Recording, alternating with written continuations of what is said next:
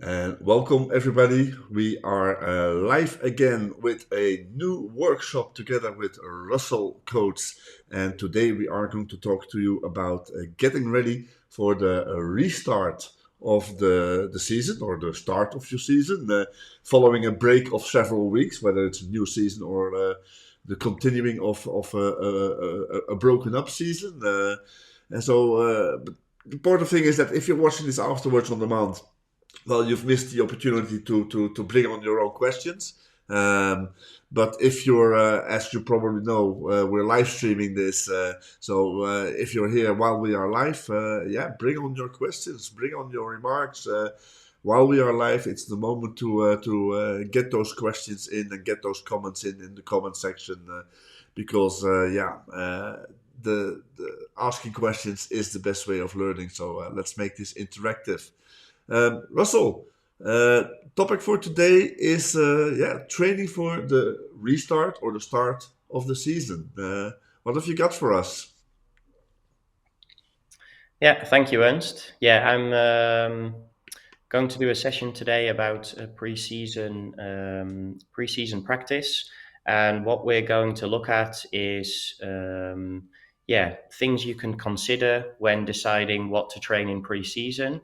In Holland at the moment, we're halfway through the season, and I think in most European competitions that will be the case. But it Yeah. could also be in different places around the world that you might be starting your season Mhm. now. Um, so we're just going to look at things I take into consideration when designing a preseason practice. I'm going to give you a complete example of a preseason practice relating to the theme that I am working on with my men's first team at the moment. So it's going to be a bit more of a template rather than me saying this is the perfect training for you to do in your preseason, because I think it's always relative to the context of what things you're working on with your team and the things you find important. Just a few things before we start off. I would like to make this session interactive because I think you might be muted, Ernst. Yeah, yeah. Sorry, I'm not seeing your screen anymore. Huh? Oh, I've lost your screen. no worries. I'll just quickly put it back up again. Yeah, we thought we would bring There up the we go. screen share before we start to make it easier, and then obviously things happens. There we go.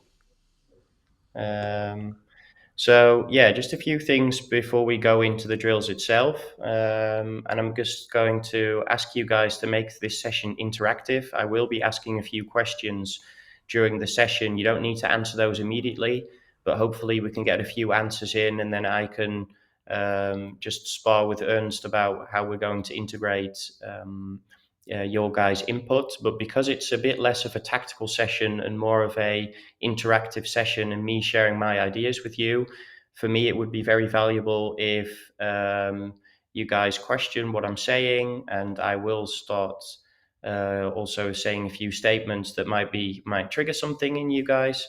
So please feel free to comment whatsoever, so we can make this a nice interactive session. And by the end, hopefully, we all, including myself, will have a better understanding about what to train in preseason, things you want to consider, and how we can all make this interactive and um, fun session.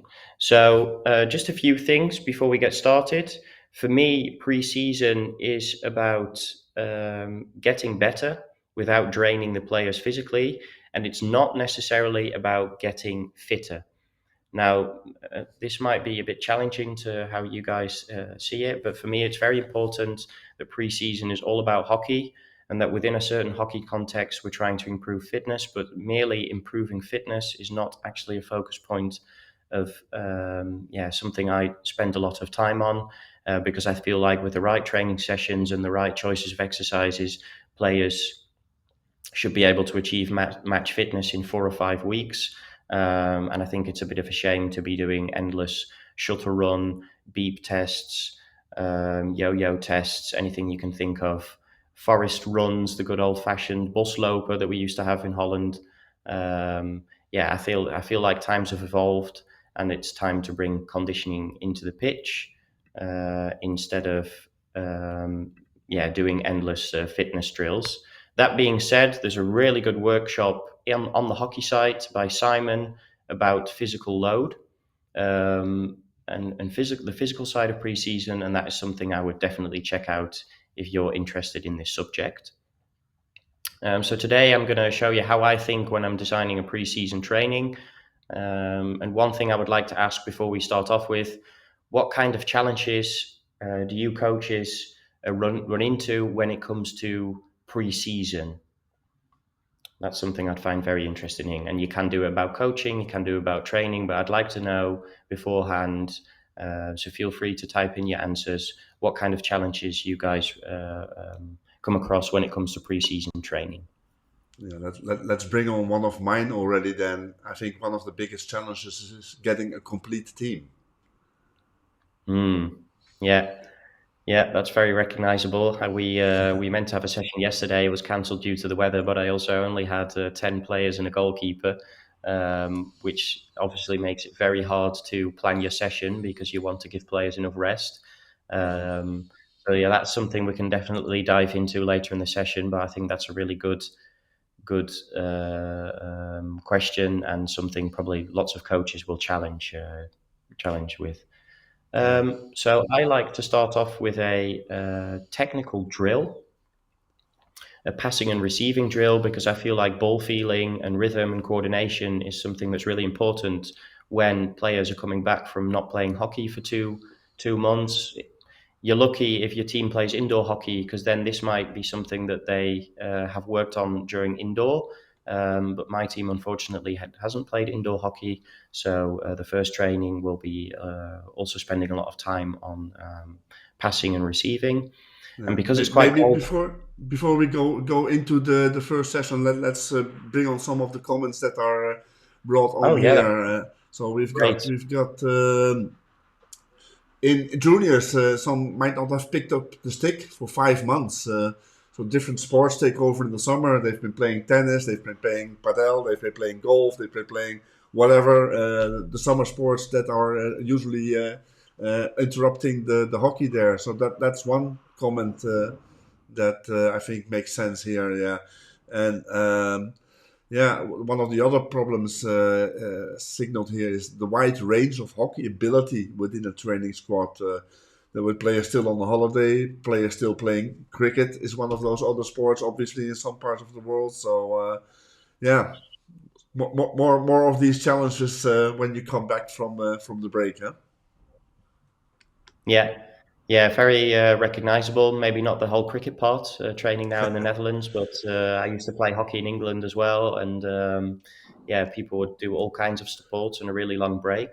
So I think, especially if your players have been not touched the stick for 5 months, I would almost be nudge to say maybe the first two practices should be focused solely on coordination, technique, rhythm, because I think you'll probably find you might get a bit frustrated as coaches if you start working on very match-like situations and all the passes are strayed all over the place and the technique's off.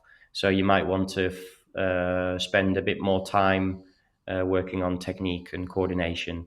So we'll definitely try and maybe later on in the workshop have a bit more of a discussion about this. But thanks for sending in your input already, because I think that already gives a nice focus to the session. So we're Mhm. going to start off with a dynamic passing and receiving drill, and I think you can do this as long as you like. If you feel like the players are really up to speed, then you might only want to do it for 5 minutes.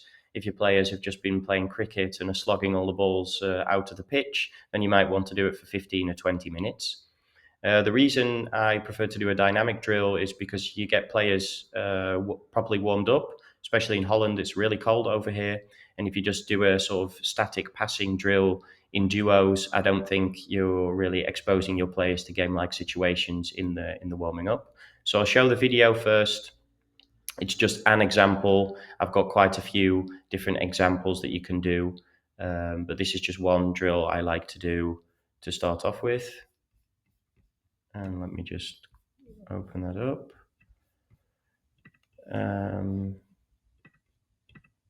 So I you think can either do it in groups. it's on another screen, I think, because we're not seeing it.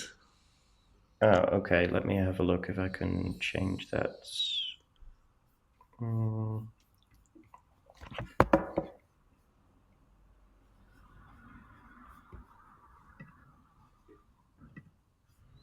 Share screen.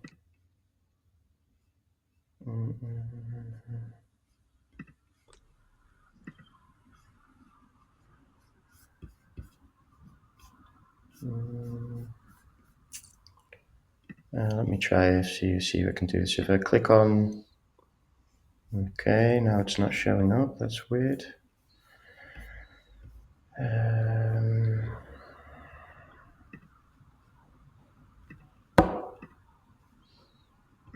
Normally, if you share entire screen, it should pop up on top of the other screen.